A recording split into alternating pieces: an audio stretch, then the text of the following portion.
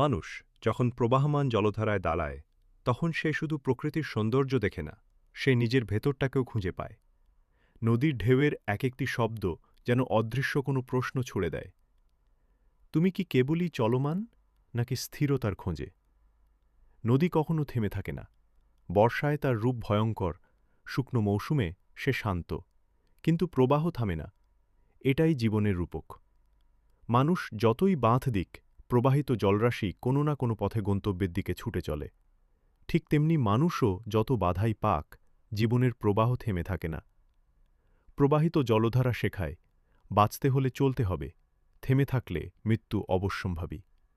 আকাশ অসীম, তার ভেতরে জমে ওঠে মেঘ, খেলে রং, কখনো ঝড় আসে, কখনো বৃষ্টি নামে, তবুও আকাশের কোনো ক্ষয় হয় না। মানুষের জীবনও ঠিক তেমন, সুখ দুঃখ আসে, দুঃসময় নেমে আসে, আনন্দের রং ফুটে ওঠে, কিন্তু আত্মা যদি আকাশের মতো বিস্তৃত হয় তবে কোনো দুঃখই স্থায়ী নয়। আকাশ শেখায়, তুচ্ছতায় আটকে থেকো না, দৃষ্টি প্রসারিত করো, হৃদয় বড় করো। ঘাসের মতো ছোট্ট জিনিসও মানুষকে বড় শিক্ষা দেয়। তুমি তাকে যতবার পায়ের নিচে চাপা দাও সে আবার মাথা তোলে।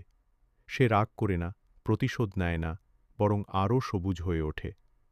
মানুষ যদি এই ধৈর্য আর সহনশীলতা শিখতে পারে, তাহলে জীবন হবে সহজ, শান্ত, প্রশান্ত। প্রকৃতির প্রতিটি সবুজ পাতা যেন বলে, বড় হতে চাইলে নম্র হতে শেখো। নদী প্রবাহিত হয়, আকাশ বিস্তৃত হয়, সবুজ মাটি আঁকড়ে ধরে বাঁচে। তাহলে মানুষ কোথায়? মানুষ আসলে যাত্রী। তার আগমন ক্ষণিক, প্রস্থান অনিবার্য। প্রকৃতি আছে, ছিল, থাকবে। কিন্তু মানুষ বদলে যায়, হারিয়ে যায়। তবুও মানুষই একমাত্র প্রাণী যে প্রকৃতিকে দেখে নিজের ভেতরের প্রশ্ন খুঁজে পায়। লেখক এস এম হাসান।